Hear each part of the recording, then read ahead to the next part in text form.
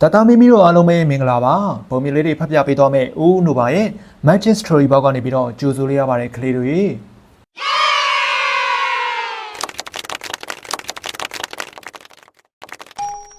တတမီမီတို့ရေဒီနေ့မှာဦးဖတ်ပြပေးသွားမယ်ပုံမြင်လေးရဲ့နာမည်ကတော့လမ်းပြကျတာနဲ့ထူးဆန်းသောလေးဝက်တောင်ကြားဆိုတဲ့ပုံမြင်လေးပဲဖြစ်တယ်ကွဟိုးရှိတုန်းကမြင်မာတဲ့တောင်တန်းတွေနဲ့ဝင်းရထားတဲ့တိတ်ဆိတ်တဲ့တောင်ကြီးရွာလေးတစ်ရွာမှာကာယံလို့ခေါ်တဲ့လူငယ်လေးတစ်ယောက်နေထိုင်ခဲ့တယ်တဲ့။ကာယံဟာခွန်အားကြီးတာဒါမှမဟုတ်တိုက်ခိုက်ရေးပညာကျွမ်းကျင်တာမျိုးမဟုတ်ဘူးကွ။ဒါပေမဲ့သူဟာညဘက်ကောင်းကင်ကိုကြည့်ပြီးတော့ကျဲတွေကိုဖတ်နိုင်တဲ့ထူးခြားတဲ့ကျဲတရားလမ်းပြဆွမ်းရည်ရှိတယ်တဲ့။ကျဲတွေရဲ့လှုပ်ရှားမှုကိုကြည့်ပြီးတော့ရာသီဥတုကိုခံမှန်းနိုင်တယ်လို့တေးဝက်လမ်းကြောင်းတွေကိုလည်းရှာဖွေနိုင်တယ်တဲ့။ရွာသူရွာသားတွေကတော့သူကိုကျဲတရားလမ်းပြလေးလို့ခေါ်ကြပြီးတော့ကောင်းကင်ရဲ့လေးဝက်ချက်တွေကိုတည်သူဖြစ်လေးစားကြတာပေါ့ကွယ်။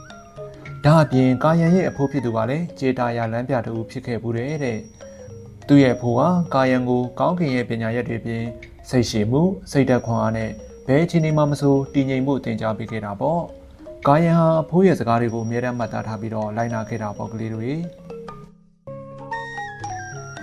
ဒီလိုနဲ့တနေ့မှာတော့ကံမကောင်းအကြောင်းမလားစွာနဲ့ပဲရွာရဲ့လေဝန်းတွေဟာညှိုးနွမ်းလာခဲ့ပြီးတော့နေအောင်ကြီးကလည်းတဖြည်းဖြည်းမေးမိန်လာတာပေါ့ကွယ်။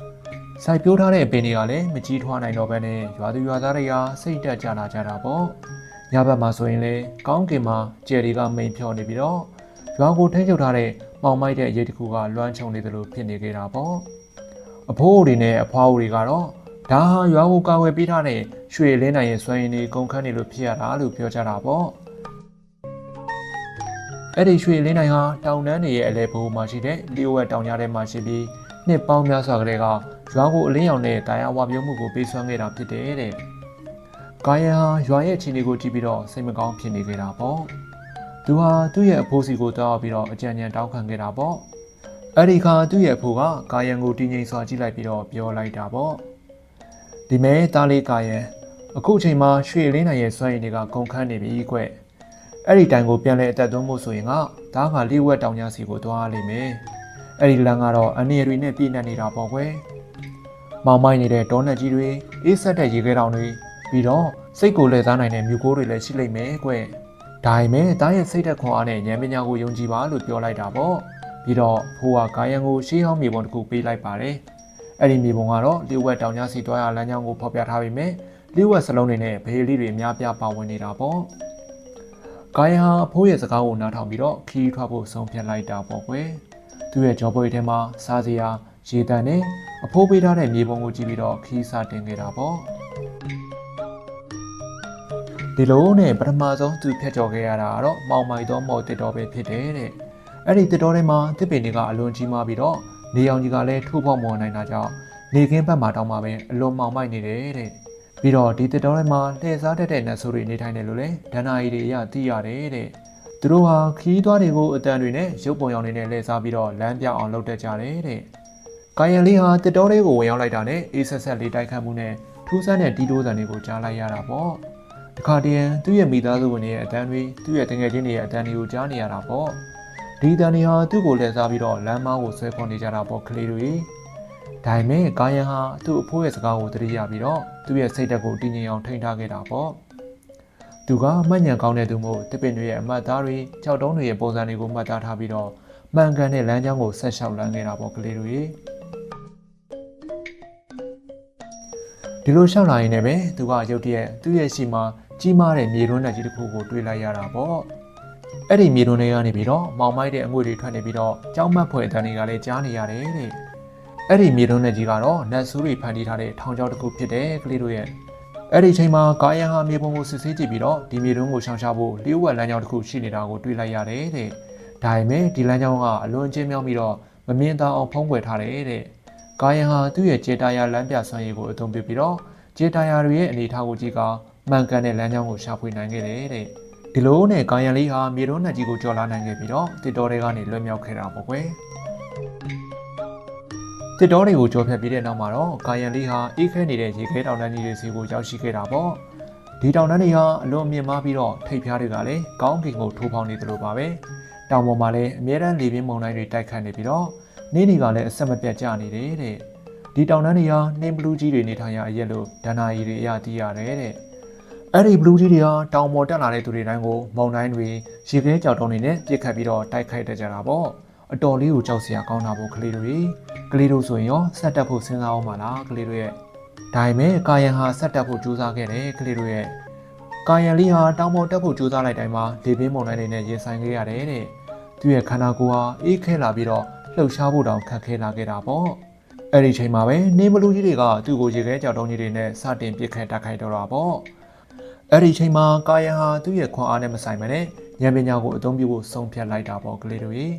သူကလေပင်တွေရဲ့လာယာကိုခံမှန်းပြီးတော့ရေခဲကြောက်တုံးတွေကိုရှောင်ရှားခဲ့တာပေါ့ကာယံလေးဟာတောင်ပေါ်ကကြောက်တုံးတွေကိုကြိုးတစ်ချောင်းနဲ့ထိနှောက်ပြီးတော့တောင်ပေါ်တက်ဖို့လေကားတစ်ခုဖန်တီးခဲ့တယ်တဲ့ဒီလိုနဲ့ကာယံလေးဟာတောင်ပေါ်ကိုဆက်တက်ရင်းလျှို့ဝှက်လမ်းကြောင်းတစ်ခုကိုတွေ့လိုက်ရတာပေါ့ဒီလမ်းကြောင်းဟာရေခဲလိုင်းကိုတစ်ခုစီကိုဥတည်နေတယ်တဲ့သူကမြေပုံကိုစစ်ဆေးကြည့်လိုက်တဲ့အခါဒီလိုင်းကိုထဲမှာနေမလူကြီးတွေရဲ့ခေါင်းဆောင်ရှိနေတယ်ဆိုတာကိုသိလိုက်ရတာပေါ့ကာယံလေးဟာရဲရဲစွာနဲ့ပဲလိုင်းကိုထဲကိုဝင်ရောက်သွားခဲ့တာပေါ့ကာယံလေးဟာလိုင်းကိုထဲကိုရောက်ရှိတဲ့အခါမှာတော့လိုင်းကိုထဲမှာအလွန်ကြီးမားတဲ့နေမလူမင်းကြီးတစ်ကောင်ဟာအိတ်ဆက်နေတာကိုတွေ့လိုက်ရတာပေါ့သူရဲ့ခန္ဓာကိုယ်ကရေခဲတွေနဲ့ဖုံးလွှမ်းနေပြီးတော့အိတ်ဆက်အငွေတွေလည်းထွက်နေတာပေါ့ကလေးတို့ရေကာယံဟာနေမလူမင်းကြီးကိုတိုက်ခိုက်ဖို့မကြိုးစားဘဲနဲ့သူ့ရဲ့ဉာဏ်ပညာကိုအသုံးပြုဖို့ဆုံးဖြတ်လိုက်တယ်တဲ့သူကသူ့ရဲ့ပခုံးပေါ်မှာပါလာတဲ့ရေတံမှုတွေကရေတွေကိုယူပြီးနေမလူမင်းကြီးရဲ့ပတ်ပတ်လည်မှာလောင်းချလိုက်တာပေါ့ကလေးတို့ရေပြီးတော့သူကနေအောင်ကြီးကိုရေခဲပြင်မောင်ကိုကြားရောက်အောင်လုပ်လိုက်ပြီးတော့ရေတွေကပူလာပြီးတော့ရင်နှွေးငွေတွေထွက်လာတာပေါ့ကွယ်နေမလူမင်းကြီးဟာရင်နှွေးငွေတွေကြောင့်အေးခဲနေတဲ့သူ့ရဲ့ခန္ဓာကိုယ်ကအကြီးပြောကြလာပြီးတော့နာကျင်စွာအော်ဟစ်နေခဲ့တာပေါ့နောက်ဆုံးမှာတော့နေဘလူးမင်းကြီးဟာအားနေသွားခဲ့ပြီးတော့လိုင်ကူရဲ့အမောင်ဆုံးနေရာစီကိုထွက်ပြေးသွားခဲ့တာပေါ့ကလေးတွေဒီလိုနဲ့ကာယံလေးဟာရေခဲတောင်ထွက်ပေါ်ကလေပင်မုန်တိုင်းတွေကိုကျော်လာပြီးတော့ဆက်လက်ခီးနေနေတာပေါ့ကလေးတွေကာယံလေးဟာရေခဲတောင်တွေကိုဖျက်ချော်ပြီးတဲ့နောက်မှာတော့မြေပုံမှာဖော်ပြထားတဲ့လျှို့ဝှက်တောင်ကြားရဲ့အဝင်ဝစီကိုရောက်ရှိလာခဲ့တာပေါ့အဲ့ဒီတောင်ကြားဟာဆိုရင်တော့လှပတဲ့တဘာဝအလားတရားတွေနဲ့ပြည့်နှက်နေပေမဲ့လည်းတောင်ကြားဝင်မှာတော့စိတ်ကိုလဲစားနိုင်တဲ့မြို့ကိုးတွေကဝင်းရနေတယ်တဲ့ကလေးတို့ရဲ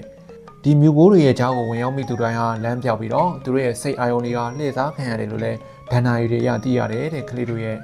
ကာယံလေးဟာတောင်ကြားဝင်ကိုရောက်တော့မြို့ကိုးတွေကသူ့ကိုဝင်းရလာတယ်တဲ့သူ့ရဲ့မျက်စိရှိမှာသူ့ချစ်ရတဲ့မိသားစုဝင်တွေသူ့တငယ်ချင်းတွေရဲ့ရုပ်ပုံရောင်တွေပေါ်လာပြီးတော့သူ့ကိုရွာစီပြန်ဖို့တိုက်တွန်းနေကြတယ်တဲ့ကလေးတို့ရဲ့ကာယံလေးရဲ့စိတ်ထဲမှာလည်းအိမ်ပြန်ခြင်းစိတ်တွေကတဖွာဖွာနဲ့ပြင်းပြလာခဲ့တာပေါ့ကွယ်ဒါပေမဲ့ကာယံလေးဟာအဖိုးရဲ့စကားကိုတတိယပြီးတော့သူ့ရဲ့စိတ်သက်ခွန်အားကိုထိန်းချုပ်ထားခဲ့တာပေါ့ကာယံလေးဟာသူ့ရဲ့မျက်လုံးတွေကိုစုံမိတ်ထားခဲ့ပြီးတော့သူ့ရဲ့နားထဲမှာအဖိုးရဲ့စကားတွေကိုပြန်လည်ကြားရောက်ခဲ့တာပေါ့တားလေးရဲ့စိတ်ကိုတင်းငြိမ်အောင်ထားပါကျေဒီကတားကိုလမ်းပြပေးပါလိမ့်မယ်ကာယံလေးရဲ့နားထဲမှာသူ့အဖိုးရဲ့စကားတွေကထက်ခါတလဲလဲကြားအောင်နေတာပေါ့ကွယ်ကာယံဟာသူ့ရဲ့ခြေတာယာလမ်းပြဆွမ်းရည်ကိုအသုံးပြုပြီးတော့သူ့ရဲ့စိတ်ထဲကနေခြေတာယာတွေကိုမြင်အောင်လိုက်တာပေါ့ဒီလိုနဲ့ကာယံလေးဟာခြေတာယာတွေရဲ့လှုပ်ရှားမှုကိုခန်းစားမိလာခဲ့ပြီးတော့မြို့ကိုးတွေရဲ့ကြားကနေမှန်ကန်တဲ့လမ်းကြောင်းကိုရှာဖွေနိုင်ခဲ့တာပေါ့ကွယ်မြို့ကိုးတွေထဲကနေထွက်လာတဲ့အခါမှာတော့သူဟာပြေးဝက်တောင်ကြားရဲ့အလဲဘိုးမှာရှိတဲ့ရွှေအလင်းနိုင်ကိုတွေ့လိုက်ရတာပေါ့ကွယ်ဒီအလင်းနိုင်ဟာအလွန်ကြီးမားပြီးတော့ရွှေရောင်တောက်ပနေတာပေါ့ဒါပေမဲ့အလင်းနိုင်ရဲ့စွမ်းရည်တွေဟာကုန်ခန်းနေတာကြောင့်မိန်ဖြော့နေတာပေါ့ကွယ်ကာယံလေးဟာအလင်းနိုင်စီကိုချင်းကပ်သွားပြီးတော့အလင်းနိုင်ကိုထိလိုက်တာပေါ့အဖိုးပေးခဲ့တဲ့မြေပုံထဲမှာရွှေအလင်းနိုင်ကိုဘလို့ပြန်လဲအသက်သွင်းရမလဲဆိုတဲ့လျှို့ဝှက်စလုံးတွေရေးထားတာကိုလည်းသူတွေ့လိုက်ရတာပေါ့အဲ့ဒီစလုံးတွေကတော့စိတ်ဓာတ်ခွန်အားဉာဏ်ပညာနဲ့ချစ်ချင်းမေတ္တာတို့ကိုစုစည်းပြီးတော့အလင်းနိုင်ကိုထိမ့်သိမ်းထားရမယ်လို့ဖော်ပြထားတယ်တဲ့ကာယံလေးဟာသူ့ရဲ့စိတ်ဓာတ်ခွန်အားဉာဏ်ပညာနဲ့ရွာပေါ်ထားတဲ့ချစ်ချင်းမေတ္တာတွေကိုအလင်းနိုင်စီပို့လွှတ်လိုက်တာပေါ့ဒီလိုနဲ့တဖြည်းဖြည်းနဲ့ပဲအလင်းနိုင်လေးဟာတောက်ပလာပြီးတော့ရွှေရောင်အလင်းတန်းတွေထွက်ပေါ်လာခဲ့တာပေါ့ကွယ်ဒီအလင်းတန်းတွေဟာတောင်ကြားတစ်ခုလုံးကိုလွှမ်းခြုံသွားပြီးတော့ရွာစီကိုလည်းစီစဉ်သွားပြီးတော့တောက်ပလာစေခဲ့တယ်တဲ့ကလေးတို့ရဲ့ကာယံလေးကကြိုးစားနေတဲ့အချိန်မှာတော့ရွာမှာရှိတဲ့ရွာသူရွာသားတွေဟာစိတ်အားငယ်စွာနဲ့နေထိုင်နေကြရတယ်တဲ့နေရောင်ကြီးကတဖြည်းဖြည်းမိန်ဖြော့နေပြီးတော့လေကွန်းတွေကလည်းညှိုးနှွမ်းနေဆဲပဲဖြစ်တယ်တဲ့အဲ့ဒီချိန်မှာရွာစီကိုတောက်ပတဲ့ရွှေရောင်လင်းတန်းကြီးတစ်ခုစီစဉ်လာတော့ကိုသူတို့တွေ့မြင်လိုက်ရတာပေါ့ဒီလင်းတန်းကြီးဟာရွာကိုလွှမ်းခြုံသွားခဲ့ပြီးတော့တဖြည်းဖြည်းနဲ့နေရောင်ကြီးကပုံမိုတောက်ပလာခဲ့တာပေါ့လေကွန်းတွေဟာပြန်လဲစိမ့်ဆူလာပြီးတော့အပင်တွေကလည်းပြန်လဲကြီးထွားလာခဲ့တာပေါ့အဲ့ဒီအခါမှာရွာသူရွာသားတွေဟာဝမ်းသာအားရနဲ့အော်ဟစ်ကြတာပေါ့ကွယ် ဒီလိုနဲ့မကြခင်မှာပဲကာယံလေးဟာရွာစီကိုပြန်ရောက်လာခဲ့တာပေါ့ရွာသူရွာသားတွေကကာယံကိုဝမ်းသာအားရကြိုဆိုကြပြီးတော့သူ့ကိုရွာရဲ့သူရဲကောင်းဖြစ်ဂုဏ်ပြုကြတာပေါ့ကွယ်သူတို့ဟာကာယံရဲ့ရဲရင်မှုစိတ်သက်ခွန်အားနဲ့ဉာဏ်ပညာကိုချီးကျူးကြတာပေါ့ကာယံဟာအဖိုးစီကိုတောက်ပြီးတော့သူ့ရဲ့အောင်မြင်မှုအကြောင်းကိုပြောပြခဲ့တာပေါ့ကွယ်အဲ့ဒီခါမှာသူ့ရဲ့ဖိုးကကာယံကိုပြုံးပြုံးလေးနဲ့တားလေးကာယံမင်းဟာတကယ်ကိုသူရဲကောင်းတူပါပဲမင်းရဲ့ခွန်အားကခန္ဓာကိုယ်မှာမရှိပဲစိတ်ထဲမှာရှိတယ်ဆိုတာကိုသက်သေပြခဲ့တယ်မင်းရဲ့စိတ်သက်ခွန်အားဉာဏ်ပညာနဲ့ဇွဲလုံးလာတွေကမဖြစ်နိုင်ဘူးလို့ထင်ရတဲ့အရာတွေကိုဖြစ်မြောက်စေနိုင်တယ်ဆိုတာကိုပြသခဲ့တယ်မင်းဟာရွာရဲ့အနာဂတ်အတွက်မျှော်လင့်ချက်ဖြစ်တယ်လို့လည်းပြောလိုက်တာပေါ့ကွယ်ဒီလိုနဲ့ကာယံလေးတို့ရဲ့ရွာဟာငြိမ်းချမ်းသာမှုတွေနဲ့ပြန်လည်ပြည့်နှက်သွားခဲ့ပြီးတော့ကာယံရဲ့ရွှေလင်းနိုင်ပုံမြင်အားဆိုရင်လည်းရွာမှာရှိတဲ့မျိုးစင်ဆက်ဆက်မှာကာလကြာရှည်တည်တံ့နေခဲ့တာပေါ့ကွယ်ကာယံလေးဟာလည်းရွာရဲ့ခြေတရားလမ်းပြဖြစ်ဆက်လက်နေထိုင်ခဲ့ပြီးတော့ရွာသူရွာသားတွေရဲ့လေးစားချစ်ခင်မှုကိုခံယူရရှိနေခဲ့တာပေါ့ကလေးတို့ရေပုံမြင်လေးကတော့ဒါပါပဲကလေးတို့ရေကလေးတို့ရဲ့ဘဝမှာလည်းအများအကျိုးတည်ဖို့ဆောင်ရွက်နိုင်တဲ့လူတော်လူကောင်းတွေဖြစ်အောင်ကြိုးစားနိုင်ကြပါစေလို့ဦးဦးနိုဘာကနေပြီးတော့ဒီနေရာနေပြီးတော့စုံမုံကောင်းတောင်းပေးလိုက်ပါတယ်ကလေးတို့ရေဒီပုံမြင်လေးကိုဖတ်ကြားပေးခဲ့တဲ့သူကတော့ဦးဦးနိုဘာပဲဖြစ်ပါတယ်ကလေးတို့ရေ